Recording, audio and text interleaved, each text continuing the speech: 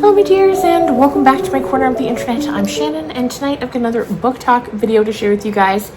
I've been looking forward to reading this book for a while now, and I finally did today. I read it all today.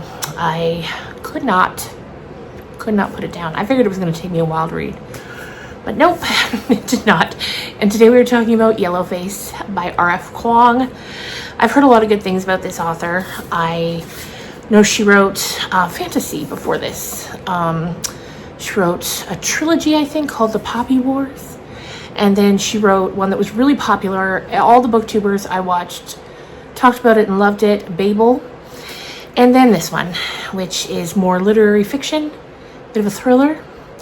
And oh boy, we have a lot to unpack here. So what we're going to do is I'll give you the basic premise, some general thoughts, and then I'll give you a warning before we get into any spoilers in case you haven't read this yet and you would like to. So what we have here is the story of two authors.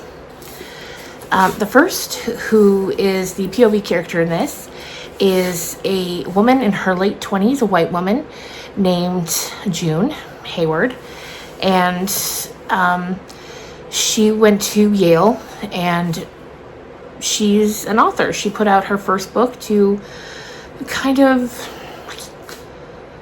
I don't even know if moderate success would be the right word. It was a flop. Okay, it was a flop, but it was published, and but she's not getting the success that she believes she deserves. And then we have a friend. I use that term very loosely, Athena. And Athena has become quite the success. She's an Asian American woman, and she's a runaway success. Her books have been incredibly popular, bestsellers, and she's got a deal with Netflix. And on the day when we meet them, they're celebrating. They're out for drinks and they're celebrating. And June and Athena have this kind of friendship where June obviously is incredibly jealous of Athena's success. And so, but still they get together, once a month, a few times a year, whatever. And so they're out for drinks, and for whatever reason, they're fairly drunk. They decide to go back to Athena's apartment. And this is the first time June's ever been there. And while they're there, Athena dies in a very out-of-pocket kind of way. I won't say how at this point, but she dies, and June calls, the EMTs, the police come, it's the whole thing. By the time she gets back to her house the next day, it's the wee hours of the morning, and we learn that she has stolen from Athena's apartment a manuscript that Athena has finished. It's very rough first draft, but it's done. And June stole it because she knew that Athena's very private when she's writing. She doesn't share her stories with anyone until they're done. And so June knew nobody would have heard about this, and she takes it. And then she goes on to publish it to enormous success, and she becomes a New York Times bestselling author. And now she's got this big secret. So that's the premise of the book. This is a satire. It deals with, it's a satire. It's labeled a satire, but it's also is it satire? It deals with racism. It deals with social media, the toxic side of social media, the toxic side of book communities on social media. It deals with,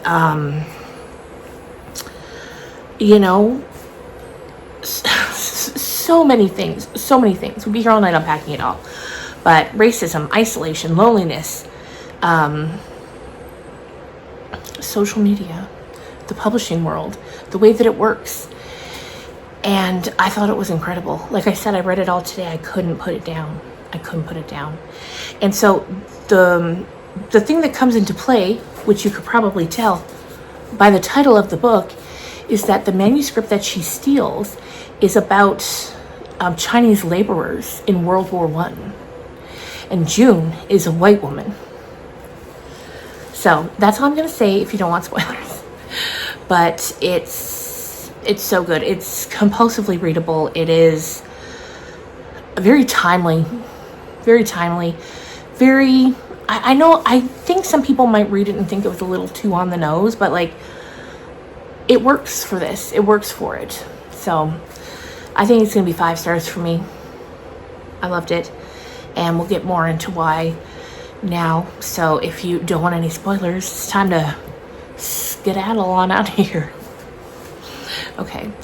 So now that they're gone, first of all, I'll tell you how she died. They were making pancakes in her apartment, drunk, at home after a night out. And June is starving and she starts eating it. And then Athena's like, yeah, let's see how fast we can eat them. And she chokes. So anyway, June gets the manuscript home. And at first she's kind of like, you know, she reads it. It's good, but it's very clearly not completed. And she ends up having to put a lot of work into it to make it ready to go out on like submission, sent out to her agent so it can be sent out to the publishing houses. She changes a lot of things. She adds a lot of things. It was a very rough draft. And so in her mind, she's able to kind of do the mental gymnastics that she has to be able to put her name on this and send it to her agent. And of course, everyone's like, holy Moses, this is amazing. And it gets published, as you know, and then she's now a New York Times bestselling author. And she's got production companies wanting to make a film out of it. And she's really reveling in the success. She's making a ton of money, more money than she's ever dreamed of. And it's all on the back of this woman who's dead. So what starts to happen is social media plays a big part in this story. Like, a lot of the book takes place with June when she's on Twitter or on Instagram or Tumblr or TikTok, like all over the internet. And we begin to see the toxicity of social media. And like, she's being harassed as a white woman who wrote this Asian story. And, you know, they're calling it cultural appropriation. She's being dragged for it. And then she tries to bring up the conversation of like, well, who are we to say who and what authors can write about? Should you only be able to write stories about people who are just like you? Or can you move outside of your gender, your race, your age group, whatever it might be, right? Which is all, you know, that's a valid discourse to have. But at the same time, make no mistake, June is the villain of this story. She's the villain of the story. She's a bad guy. There's not a single likable character in this book. Not a single one. But like, it's told from her point of view, so you're in her head.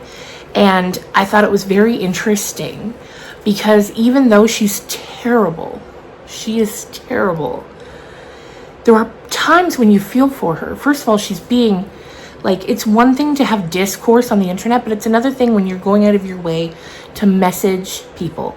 Like, people are messaging her, sending her death threats, sending her threats of assault. Like, no matter what you think of an author, don't do that to people. Don't do that to anybody. That's insane behavior. So there are times when you feel for her. And as we get glimpses of, as the book goes on, we know that she has some sort of history with mental illness. It's never stated what it is, but at times, like, if she's going through it, her sister's like, don't forget, like, you can reach out to the doctor again. You know, she said if you ever find yourself in a dark place again, to reach out. And then later on in the book, when she is going through it, she reaches out to the doctor who can't be her doctor anymore because she's out of state, but tells her, like, you know, is it happening again? Like, but we're never told what it is. So we know that this woman is ripe for, you know, whatever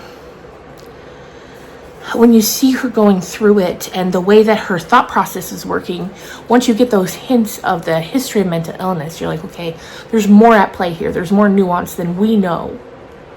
And she's not telling us what it is, but you know it's there. And I thought that was an interesting component. So there's one Twitter account in particular that starts harassing her regularly. And to the point where they're like, you plagiarized that book. I know you did. You stole that from Athena. And June's like, what? What? How do they know that? But then she's like, there's no way they can know that. So eventually she gets to the bottom of that. It's an ex-boyfriend of Athena's who was just kind of jerking her chain, trying to get her going. Even though he was right. But she confronts him, and then we kind of move past that. And there's just so many people, after that account starts, so many people online are accusing her of plagiarism. There are articles being written about it. People are trying to cancel her. So it also goes into looking at cancel culture and the way people get dragged. So like for this, in this instance, they're right. But like they don't know that they're right. So they've just latched onto something and they're dragging her for it. And I thought that was very interesting, that take on cancel culture. And there's one point where, as she's in the midst of her cancellation, the sort of right-wing media kind of take her as a darling because they're so anti-cancel culture. And then now she's being propped up by this group of people that she's not a part of and doesn't really want to be associated with. But the publishers don't care because the books are selling.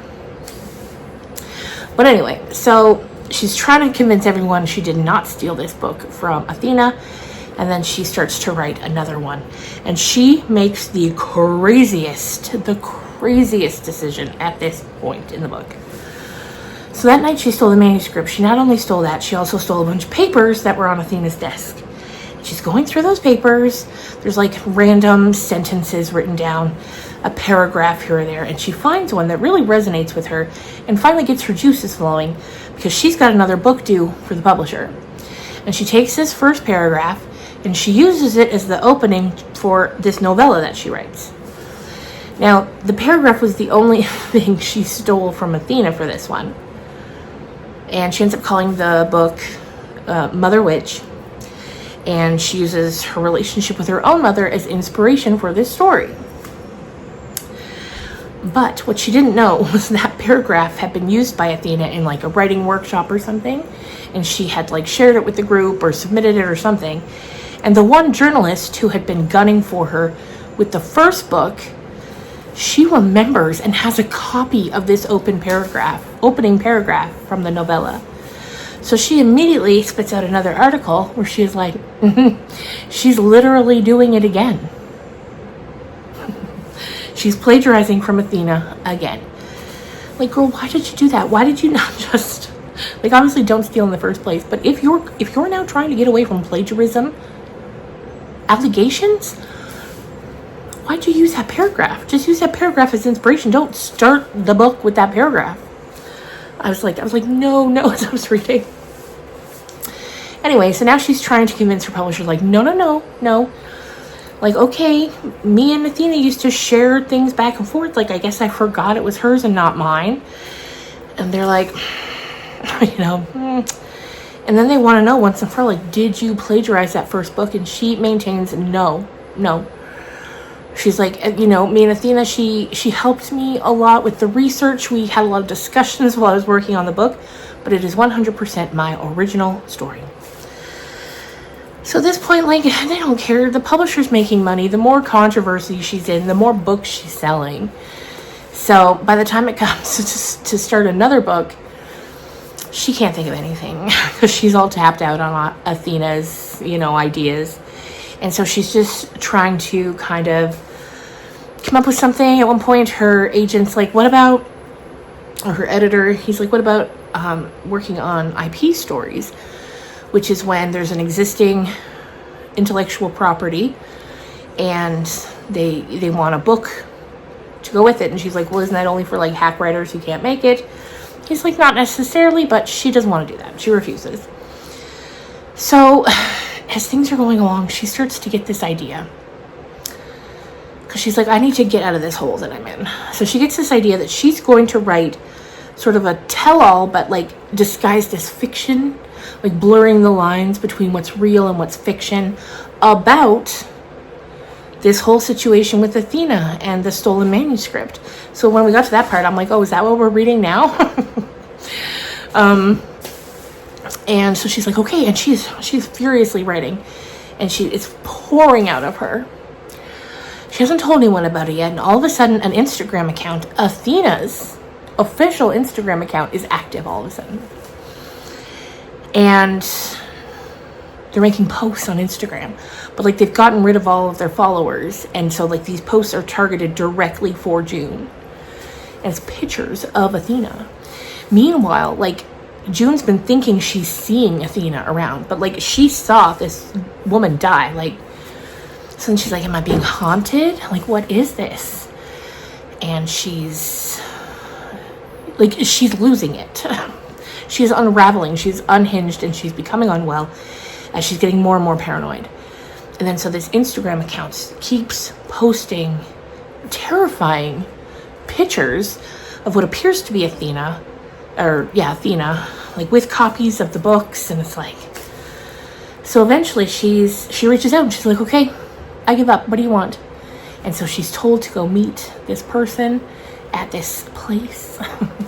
So she's like, great, I'm going to go confront the ghost of Athena. And you're like, girl, you are not about to go confront the ghost of Athena. This is a trap. But she goes, and of course it's a trap. So this woman, Candace, we haven't talked about her yet, but she worked for the publishing company at the beginning. She wanted a sensitivity reader for the book, but June refused. And it was kind of a weird character. Like, she started like leaving 1-star reviews for June's book, and then she got fired. So she's got a vendetta, and she's also like, I believe, an Asian woman. And she got this vendetta. She lost her job because of June, and she also believes that the book was plagiarized. And so they meet at this place in the night, and she's using, I guess, like AI or a voice converter to make it sound like Athena's talking. And so June can't see anybody, but she can hear Athena's voice asking her questions, like, why did you do it? And so June starts giving this whole confession, and then Candace comes out of the dark, and she's like, haha, I got it. I got your confession. I'm going to get my job back. She's like, I lost everything because of you. I couldn't pay rent. I'm going to get everything back, and I'm going to write a tell-all about this. And June's like, no, you can't. You can't. You'll ruin my life. And Candace doesn't care if she's going to ruin June's life. And then they're tussling. Just when Candace was getting ready to walk away, June jumps her. She's like, I'm going to get these tapes back. And they're fighting, and eventually June falls down this huge set of stairs. Next thing she knows, she wakes up, she's in the hospital. It's been like 4 days. She's getting ready to go home, and then she's constantly refreshing the internet because she knows an expose is coming from Candace. She's got literally video recording of June confessing to everything. And as she's in the cab on the way home, it gets posted by the New York Times. And June's like, well, that's over, I guess. I guess we've reached the end. And so she spends a few weeks healing from her injuries because she like broke her ankle and her clavicle, and she's a mess. And so she assumes she's been dropped, obviously, by a publisher, agent, editor, everything. And as time goes by, her mind starts spinning again. And she's like, I know what I'll do. I'm going to spin this. I'm going to flip this narrative. And she's like planning how she's going to make herself the victim once again. And she's going to write a tell-all memoir about how Athena was the bad guy. And like, June's the victim. And everyone's trying to keep her down. And so the book kind of ends with her plotting and planning the writing of this tell-all memoir. And you're like, oh my God. And there was one point where June and Candace were having their confrontation, where June finally lets it all out about how, like, her true colors really come out verbally. And she's like, you know, the publishing world isn't interested in white people like me. It's only interested in diverse people like you. And you guys have it so easy. And Athena had it so easy, and it wasn't fair because I worked just as hard as she did. And then Candace is like, girl, are you crazy? And she goes on and she, you know, she tells, like, for sure from June's point of view, it might have looked like Athena had everything. But Candace is like, you don't know the truth of it. Like, so many people hated Athena. They hated the books she wrote. They didn't think she was this. They didn't think she was that. And it was a wild ride. It was a wild ride of a story. And I loved it. I loved it, despite the fact that everyone's so unlikable, and June in particular is the worst. Just awful. But like I said, the way Rebecca writes this book, like,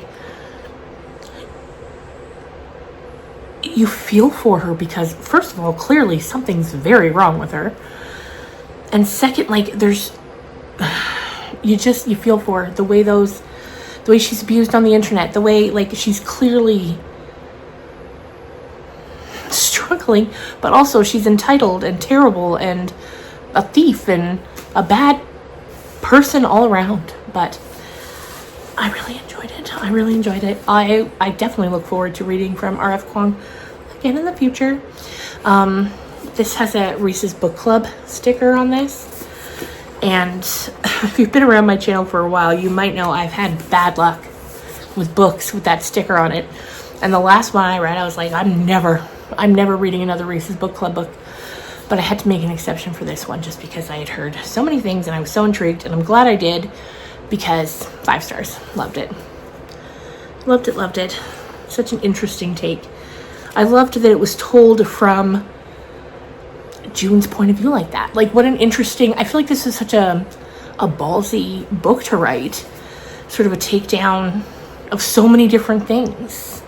And the way it was all confronted, it was just so interesting and well written. And I can't wait to read more from Rebecca. So there you go, you guys. That was our book talk on Yellowface. If you have read this, let me know your thoughts down in the comments. If you plan to read it, let me know that. And just in general, let me know how you're doing. What are you reading? And I'll see you again real soon. Bye.